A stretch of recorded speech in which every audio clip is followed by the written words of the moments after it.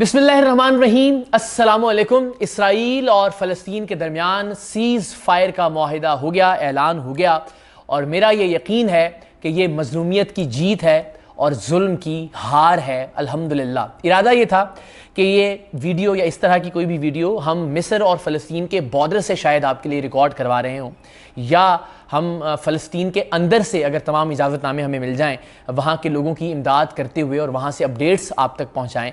क्योंकि भरपूर कोशिश थी पिछले हफ़्ता 10 दिन में कि किसी तरह से मैं फ़लस्तीन पहुँच जाऊँ। मुख्तलिफ़ एम्बेसीज से भी हम राब्ते में थे, दफ्तर ख़ारजा से भी दरख्वास्त गुजारी थी, ज़ाती तौर पर भी कोशिश कर रहे थे, इदारे के तौर पर भी कोशिश जारी थी। लेकिन ये खबर मिली कि फैसल ईधी साहब ने एक ईधी एम्बुलेंस गाज़ा भिजवाई है मिस्र के रास्ते। तो मैंने फैसल ईधी साहब को भी फ़ोन किया। मैंने उनसे गुजारिश की कि मेरी बड़ी ख्वाहिश है कि मैं फ़लस्तीन जाऊं और वहां जाके वहां के लोगों की मदद कर सकूं, जितनी पर्सनल कैपेसिटी के अंदर हो सकती है। मैं अपने तौर पे कोशिश कर रहा हूं, लेकिन अगर कोई आपका सिलसिला बनता हुआ तो प्लीज़ मुझे याद रखिएगा। मुझे बड़ी खुशी होगी और मुझे बहुत फ़ख्र होगा कि मैं अगर आपकी टीम का हिस्सा बन के ही सही कोई काम कर सकूँ वहाँ फ़लस्तीन के बहनों और भाइयों के लिए। आप यकीन कीजिए, एक अजीम बाप का एक अजीम बेटा होने का सबूत दिया फैसल भाई ने। मैं भी होता या शायद कोई भी और होता तो वो चूँकि अपने तौर पे कोशिश कर रहा है और इतना मुश्किल काम है कि उनका खुद का जाना भी बहुत मुश्किल था, तो उन्होंने कहा कि मैं बिल्कुल भरपूर कोशिश करूँगा। और न सिर्फ उन्होंने कहा बल्कि उस ही दिन मुझे 17 तारीख़ को, 17 मई को एक अगेन ये मेरे लिए बहुत फ़ख्र और बड़े प्राइड की बात है कि अब्दुल सत्तार ईधी साहब के नाम का जो लेटर हेड है, उस लेटर हेड पर फैसल ईधी भाई का ख़ुद, उनकी टीम के 2-3 अरकान का और मेरा नाम, उसके साथ फ़लस्तीन की एम्बेसी में एक दरख्वास्त जो उन्होंने भिजवाई वो मुझे फॉरवर्ड कर दिया कि हमने एप्लीकेशन भेज दी है। लेट्स सी अब फ़लस्तीनी एम्बेसी किस तरह से हमें रिस्पॉन्ड करती है, क्योंकि पहले हमें फ़लस्तीन का वीज़ा चाहिए, उसके बाद हमें मिस्र का वीज़ा चाहिए और फिर हमें देखना है फ़्लाइट के ऑप्शंस क्या हैं। हम मिस्र जाएंगे, मिस्र और फ़लस्तीन के दरमियान, गाज़ा की पट्टी के दरमियान इसराइल की चेक पोस्टें हैं। दोनों वीज़े होने के बावजूद भी देखना पड़ेगा कि क्या वो इसराइली चेक पोस्टें हमें तमाम तर लीगैलिटीज़ के बावजूद क्रॉस करने देती हैं या नहीं देती। मगर हम अपनी कोशिश पूरी करेंगे और हमने अपनी भरपूर कोशिश की अल्हम्दुलिल्लाह। तो मुझे इतना अच्छा लगा उनका ये जेस्चर, ऑल्दो कि उन्होंने मुझे कहा कि देखिए जाना अपने रिस्क पर होगा। मैंने कहा जी बिल्कुल अपने रिस्क पर जाना होगा, क्योंकि उन्होंने कहा मैं नहीं चाहता कि इतने लोगों की दुआएं आपके साथ हैं, वो लोग बाद में मुझे कुछ कहें कि आप उनको अपने साथ ले गए और वहाँ खुदा न खास्ता कोई ऐसी सूरत है। मैंने बिल्कुल नहीं, इस मकसद में, इस मिशन में अगर जान भी चली जाए तो बहुत खुशी होगी और मैं हर तरह के रिस्क के लिए तैयार हूँ और मैं अपने तौर पर भी एफर्ट कर रहा हूँ और आप भी अगर करेंगे तो बहुत खुशी होगी। तो फैसल भाई का मैं इस वीडियो में शुक्रिया भी अदा करना चाहता हूँ और एंड अगेन तमाम लोगों से रिक्वेस्ट भी करना चाहता हूँ कि मुझे बड़ी भरपूर उम्मीद और यकीन पैदा हो गया कि अब्दुल सत्तार ईधी ज़िंदा हैं फैसल ईधी की शक्ल में अल्हम्दुलिल्लाह।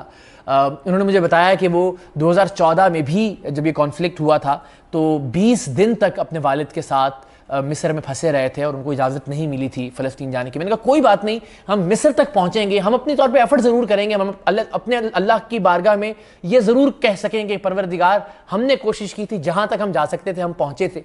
आगे फिर ज़ाहिर अल्लाह ताला की ज़ात जानती है और अल्लाह ताला की ज़ात की मर्ज़ी है कि वो हमसे कितना और कैसा काम लेना चाहती है।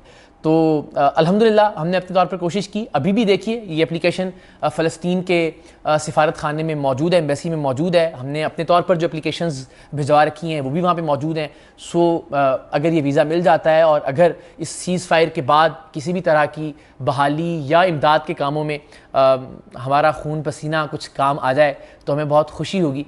मगर ये पूरी दास्तान मेरा ये ख्याल था कि हम वहाँ जाके आपसे शेयर करें, लेकिन अच्छी बात है अल्हम्दुलिल्लाह अल्हम्दुलिल्लाह कि उससे पहले इस सीज़ फायर की खबर आ गई है। इसके बावजूद कि आज भी ये खबर आई कि मस्जिद अक्सा में एक बार फिर तशद्दुद किया गया वहाँ पे लोगों पे जो इबादत कर रहे थे, लेकिन उम्मीद यही है और यकीन यही है कि अब वहाँ पे अमन रहे, परवरदिगार फ़लस्तीन के लोगों को अपनी हिफाजत में रखे। और once again thank you so very much Faisal भाई, फैसल ईधी साहब का बहुत बहुत शुक्रिया, उनकी टीम का बहुत बहुत शुक्रिया कि जहाँ हर कोई अपना सोच रहा था कि बस हम पहुँच जाएं किसी तरह से, हम किसी तरह से चले जाएं, वहाँ किसी दूसरे का ख्याल रखना और उसको अपने साथ लेकर चलना या सोचना बेलौस होकर, ये बहुत बड़ी बात है। सो मेरी आप सबसे रिक्वेस्ट होगी कि ऑल्दो के ज़ाहिर फैसल ईधी साहब अभी वहाँ नहीं जा सके, मैं अभी वहाँ नहीं पहुँच सका, हमें अभी तक इजाज़तनामा या वीज़ा नहीं मिल सका, लेकिन ज़ाहिर है इमदाद का काम ईदी के प्लेटफॉर्म्स पर जारी है। सो अपने करीबी ईदी सेंटर्स पर जाकर आप जितनी मदद कर सकते हैं फ़लस्तीनी भाइयों और बहनों के लिए, वो आप ज़रूर कीजिए प्लीज़।